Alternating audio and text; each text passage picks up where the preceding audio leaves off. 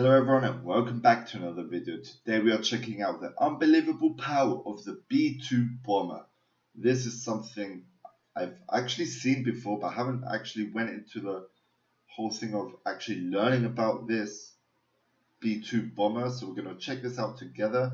Don't forget, like this video, subscribe to the channel, and let's get straight on to the video, see what we got here. B-2, but its full name is the Northrop Grumman B-2 Spirit. It's one of the most powerful aircraft that any country's military defense has a but weird what makes design. it any different from any other aircraft? Its role is to be a stealth bomber. So it should come as no surprise that stealth is its #1 priority. But how can an aircraft that travels at a top speed of Mach 0.95, almost the speed of sound, stay hidden so well? Join us in this video as we explore the unrivaled power of the B-2 bomber.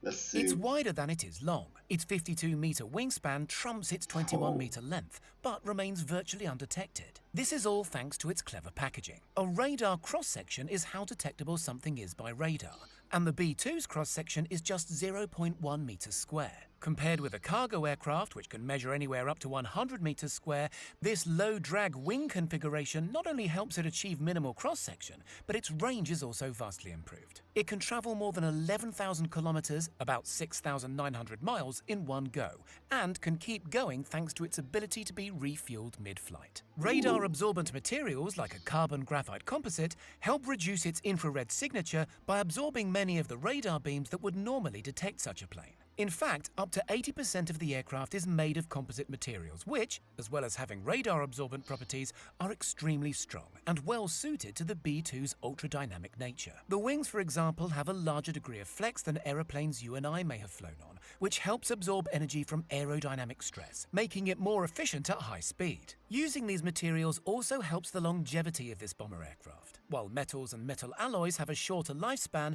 composite materials can be meticulously engineered at a molecular level to extend and improve what is known as fatigue cycles. A growing number of target countries are recognizing this though, so have turned to other ways of detecting an aircraft. Infrared systems are used to detect the heat of an aircraft, not only from its engines, but the body which heats up due to air friction. The engines are buried deep in the fuselage to help combat this. To keep the aircraft as prepared as possible in the event of a technical mishap, the B-2 was additionally built not to rely on GPS, but rather a range of sensors, gyroscopes and radars to help pilots recognize where they were based on landmarks. A GPS antenna would also make it more susceptible to being picked up by enemies. Hundreds of thousands of dollars were later driven into developing a new type of GPS, known as M-code, which are more reliable, responsive, and destined only for use by the military. This represents a significant milestone in navigation technology. It may be a powerful aircraft, but it doesn't just need to be stealthy. Its primary purpose is to carry and fire ammunition in target countries. With a width that is half the length of a football field,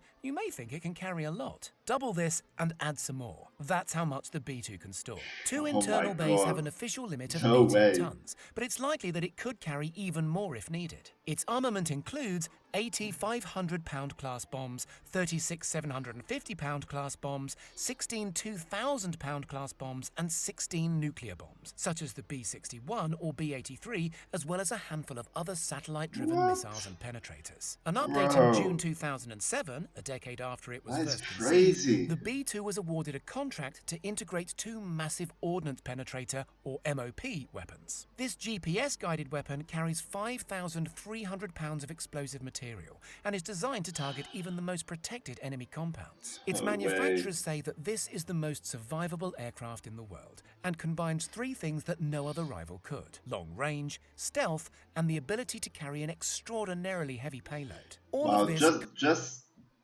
from the thing that it carries, it can store so many weapons in that. That is insane, bro. They have so many nuclear weapons stored in that thing.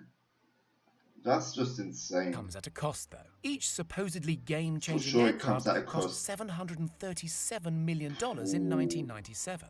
That's about $1.2 billion adjusted for today's currency. This is affordable, though, compared to the cost incurred to develop the B-2, including testing and deployment. The figure is placed at $2.13 billion per aircraft for this, around $3.5 billion in today's money. Initially, 132 examples were commissioned, but this was later dropped to 75. After the Soviet Union had dissolved in the 1990s, only 20 were acquired, as set out under the George H.W. Bush administration, although a final 21st aircraft was given the go-ahead to be converted from a prototype. All 21 examples are still in operation, and the US plans to keep them until 2032, retiring them at an age of over 30 years old. Some of the cost went into acquiring an old Ford plant in Pico Rivera, California, which had to be rebuilt to be able to house the aircraft's extensive wingspan. The early stages of the program were kept so undercover that the staff would often be required to work out of uniform to avoid suspicion, and would even be subject to routine polygraph or lie detector tests. Much of the company's procurement would be placed through front companies so that the assembly of the B-2 would be kept secret. Purchasing them is one thing. Keeping on top of the world's most impressive stealth bomber is another. It's estimated that each hour of flight requires 119 hours in maintenance.